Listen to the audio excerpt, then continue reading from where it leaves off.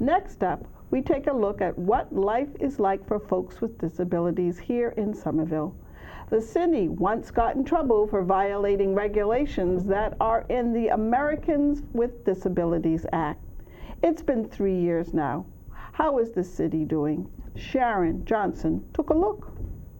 A railing without a grip, a curb too steep for a wheelchair, a water fountain that is too high. All of these things could impact a differently abled person's daily life. So, I don't know, I can't drink water just like everybody else. What does that mean about how included you are? So I've lived in Somerville for maybe about 12 years. And I guess in 2005, I joined the Disability Commission. I became very interested in the fact that commission members are extremely dedicated and committed, but it was necessary to amplify the commission's knowledge base about what disability rights are, what laws and regulations are in effect to protect our rights. I happen to have been diagnosed with retinitis pigmentosa many years ago, and it really, I don't see anything out of one eye, and out of my other eye I only see a little bit. So yeah, I have quite limited vision. I mean, this is just basically just an obstruction. So I mean, if they want to have a shelf, put a shelf somewhere where it won't obstruct people. So that's, I think, where I began my, sort of really strong participation in the city of Somerville as a very committed community access and inclusion kind of advocate. The city of Somerville came under heat in 2011 after Feldman filed a complaint about the lack of accessibility at Arts at the Armory.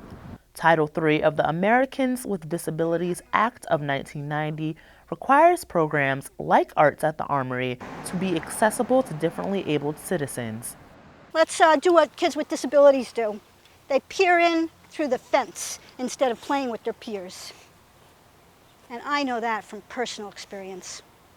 So what we have here is sand, which gives no traction to people using wheel mobility device, whether the parent or the child. And we've got, no point of access. But it's a very limited playground, and I'm sure it's not going to be the first thing on the city's alterations list. The city does have a list and has been making some alterations. After coming under fire for ignoring the Americans with Disabilities Act in 2013, city officials released their self-evaluation, which details the accessibility of each building. Some important offices like the Traffic and Parking Building and the Recreation Commission are still out of compliance. So is the City Hall Annex. So now we need to ring the bell or call.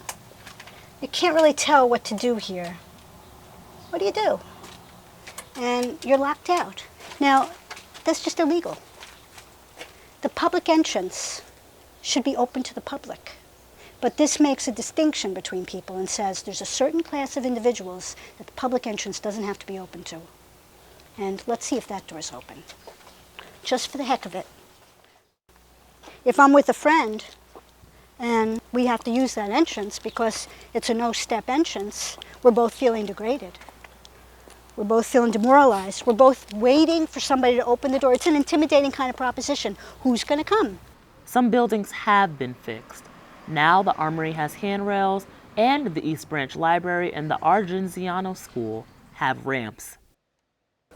Another improvement was the hiring of an ADA coordinator last year. The mayor hired me to make sure that we're fostering an environment in the city that is free of discrimination on the basis of disability. And so my job is to ensure that we're following all guidelines, all policies and procedures, and that residents and employees alike know what their rights are as well as their responsibilities under the law. One of the projects Allen launched was a citywide ADA accessibility survey available online and at various locations around the city. The benefit of doing a complete survey like that is we get feedback from the people most impacted by the work that we're doing. I think it's really, really great that the city did contract with the Institute to create a survey. It's like a really excellent thing. Even here at SCAT TV, there is still room for improvement. Although the 2013 Somerville self-evaluation deemed the station mostly accessible, as you can see right here, the stairs leading up to the back classroom are missing handrails or can be turned into a ramp. Hopefully, the survey completed this August will help Somerville address the needs of its differently abled citizens and make it a more inclusive city for everyone to live in. For Somerville Neighborhood News, I'm Sharon Johnson.